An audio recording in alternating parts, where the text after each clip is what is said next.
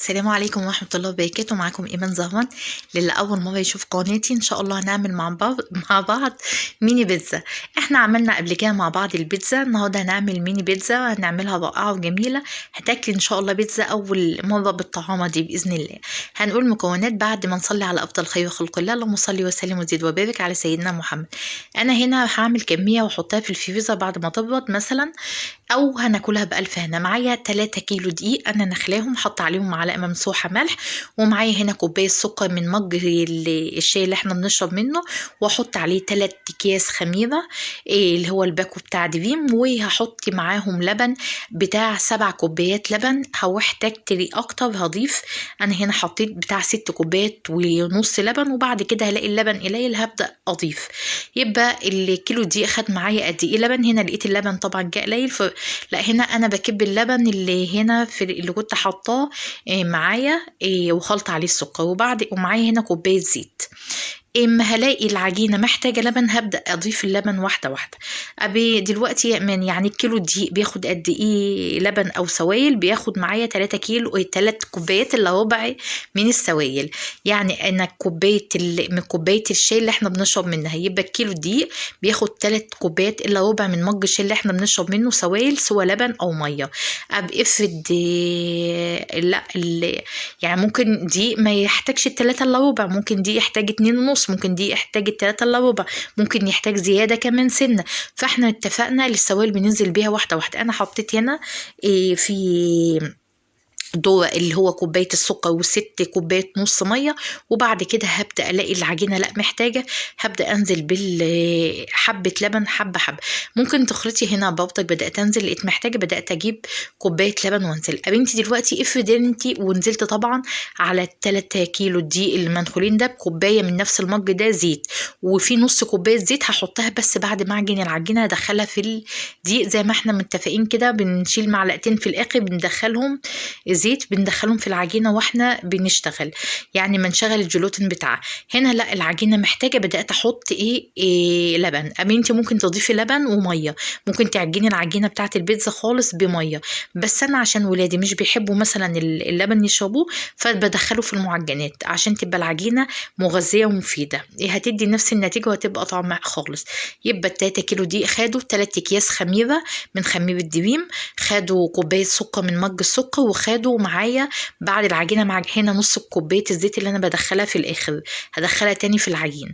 وخدوا معايا ايه بالظبط يا جماعه؟ خدوا معايا 7 كوبايات ونص من اللبن.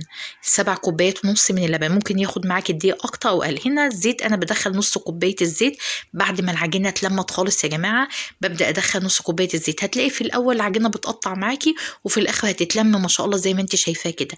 عايزه عجينه طريه معايا ولينه وبلمها بسهوله. طبعا ما شاء الله العجينه كانت كميه حلوه، يعني 3 كيلو عاملين كميه حلوه، يعني تقيله على ايديا اللي انا عجنها كده. فكنت باخد البوله وانزل على الارض بقى مع نفسي اعجنها، لان مش هعرف اعجنها على الرخامه عشان الكميه. طبعا انت ممكن تعجني كيلو 2 3، ده بيرجع لك. يبقى الكيلو دي يا جماعه بياخد كيس خميره، بياخد نص كيس بيكنج باودر، بياخد 4 معالق كبار سكر من معلقه الاكل، بياخد يا جماعه نص كوبايه زيت، وبياخد لبن او ماده سايله لبن او ميه، بياخد 3 كوبايات الا ربع. ده الكيلو دي. هو 3 كيلو زي ما قلت المقادير في بدايه الفيديو. الاول بعجنها وبسيبها تخمر، وبعد ما تخمر ببدا اعملها كور كده وهريحها برضك واسيبها تفتح شويه قبل ما اشكلها. طبعا انت بتعملي حجم الكور زي ما انت عايزه. طبعا كل ما بتعجنيها وتكوريها وتريحيها بتاخدي نتيجه احسن ما شاء الله معاكي، وبتتفرد بسهوله. طبعا الكوره من دي المفروض ان انا هقسمها 2 لان الكوره كبيره، هقسمها 2. بس انا كنت بحاول ان انا اوريكم يعني انا بعمل انا هبدا هنا هفرد كوره كوره. هبدا احط نقطه زيت. انا مش عايزه احط دقيق يا جماعه، انا عايزه اعمل البيتزا تبقى ما فيش ديق. هنا نعمل صلصه البيتزا، عامله العجينه تستريح. معايا طماطم، معايا كيلو طماطم حمرا، ومعايا قرنين فلفل سبايسي او قرن واحد حسب ما تحبي. وهنا ده توم انا نقعاه في زيت زيتون، بقاله عندي 4 ايام 5 ايام في التلاجة، وبستخدمه لما اكون عايزاه نكهه حلوه. هاخد منه 4 فصوص او 5 فصوص من الثوم اللي في زيت الزيتون ده، على البصلايه الكبيره، على الثوم، على الفلفل، قرنين فلفل سبايسي وقرن فلفل اخضر، هو عندك قرن فلفل احمر تاخديه، وهتضربيه في الخلاط. وبعد ما تضربيه في الخلاط تضربيه جامد قوي بعد ما يستلق على النار، وتهدي عليه ويستلق على النار وتضربيه في الخلاط. وبعد كده هتنزلي. احنا بنعمل صلصه البيتزا معايا هنا لازم اساسا ايه؟ الزعتر. زعتر معلقه كبيره، توم باودر معلقه كبيره، بصل باودر معلقه كبيره. ومعايا هنا دي إيه؟ صلصه الكاتشب، عباره عن صلصه عاديه خالص من صلصه اللي انا بستخدم صلصه بس، وحطيت عليها معلقه سكر، وممكن تحطي نقطه خل بس انا ما حطيتش خل. ده بديل الكاتشب اللي بيتباع وثمنه غالي، اللي الكيس ب20 او ب21، فانت بمعلقتين صلصه تعملي احلى كاتشب في البيت. بتضيفي له معلقه السكر وبيبقى طعمه زي الكاتشب بتاع بره بالظبط، ومع معلقتين ميه من الفلتر، يعني معلقتين ميه، وبتقلبيه. وبعد كده بيبقى صلصة تقيلة كده بتنزلي بيها على دي. وبعد ما بتبرد وتحطي طبعا حبة فلفل أسمر، وبعد ما بتبرد بنبدأ نضيفها للبيتزا. هنا كل اللي أنا بعمله اللي أنا بفرد العجينة بشكل بيضاوي، بس ما تكونش سمك رقيق يا جماعة. أنا عايزة السمك. هنا دي العجينة اللي بتطلع منها، ببدأ ألمها وأخمرها تاني واشتغل بيها في الآخر. ببدأ أحط هنا معايا الجبنة الحمد، عبارة عن يعني ميكس جبن رومي على شيدر على موزاريلا، ومعايا موزاريلا لوحدها. ومعايا هنا الصلصة اللي فيها زعتر وتوم باودر وبصل باودر، وطبعا رشة ملح، وبظبط ملح يعني، وفلفل أسمر، والكاتشب اللي أنا عاملاه عبارة عن 3 معالق كبار صلصة، عليهم معلقة مية أو معلقتين، بتبقى صلصة خفيفة كده. وبعد كده أحط عليها معلقة سكر وأدوبها حلو جدا، وأنزل بيها على الصلصة قبل ما أطفي عليها بدقيقتين، تاخد غلوة وأطفي عليها وأسيبها تبرد. هنا صلصة البيتزا بردت خالص. طبعا طعم صلصة البيتزا كان رائع جدا، لأن فيها بصلاية كبيرة، فيها فلفل سواء سبايسي او فلفل عادي، فيها توم بطعم الزيتون، زيت الزيتون لانه منقوع في زيت الزيتون 4 فصوص. انا هنا عامله كل حاجه على البارد عشان اللي ياكل البيتزا ما تعملهوش حمو، يعني ما صفرتش التوم وصفرت البصله ونزلت بالطماطم عليها، لا انا سلقت الطماطم مع البصل مع الفلفل، وبعد كده قمت ومع كمان التوم، وبعد كده ضربتهم في الخلاط ضرب ناعم جدا، ونزلت على حبه زيت من زيت زيتون او حبه زيت عباد او اي زيت عندك. وبعد كده هتنزلي بالصلصه اللي مضروبه، وفي اخر حاجه هتنزلي بمعلقتين الكاتشب اللي انت عاملاهم من عباره عن صلصه زي ما قلت 3 معالق صلصه معلبه، هتحطي عليها معلقه سكر ومعلقتين ميه وتقلبيها حلو خالص لغايه السكر ما يدوب معاكي، هتلاقي نفس طعم البيتزا نفس طعم الكاتشب بالظبط.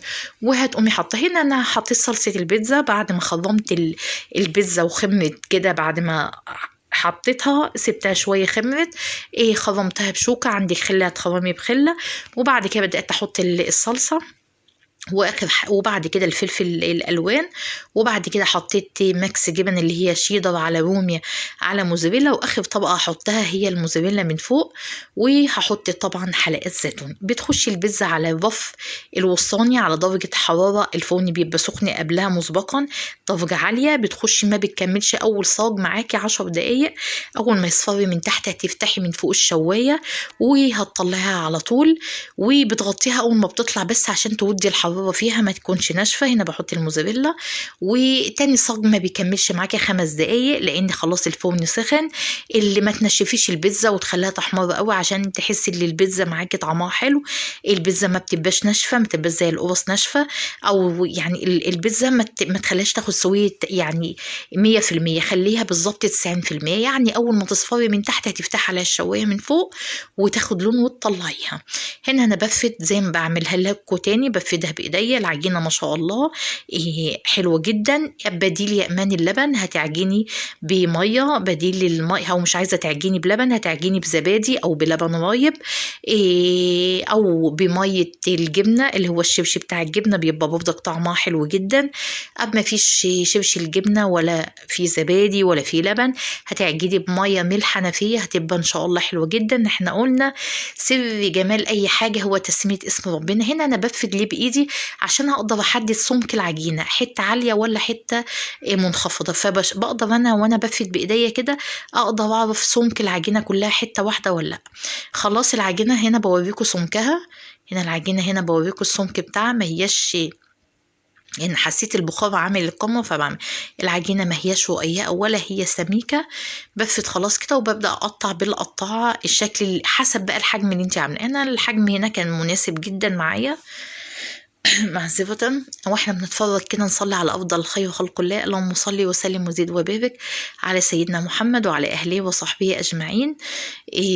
فطبعا النهاردة يوم الجمعة، يعني الصلاة على النبي، اللهم صل وسلم وزد وبارك على سيدنا محمد وعلى أهله وصحبه أجمعين. يعني ربنا يا رب يجعلنا من عباده الصالحين. هنا الجبنة كانت وهي لسه طالعة سخنة كان فيها مطة، رغم ان انا ما لاحظتش اللي مع اني بجيب الحمد بتبقى مطتها حلوة، بس المرة دي ما كانتش المطة عجباني فيها قوي يعني. ف هي اهم حاجه الطعم، كان طعمها حلو جدا، اللي ما شاء الله ما خدتش وقت في الفرن. اهم حاجه اللي شفتوا اللون من تحت كان عامل ازاي، البيتزا طريه، اهم حاجه طريه. وطبعا البيتزا حلاوتها اللي هي تتاكل وهي سخنه، طبعا اما بتبقى سخنه بتبقى جميله قوي. هنا انا صورتها لكم بعد ما طلعت، بدات بقى ارص في الاطباق اللي انا هغلفها وعينها، والحاجه اللي احنا هناكلها. انا بوريكم سويا بيبقى عامل ازاي، هي بتبقى طريه جدا. يا رب كل حاجه بعملها تكون نالت اعجابكم، وبشكر جدا جدا كل اللي دخلوا في القناه يعني جداد عليا.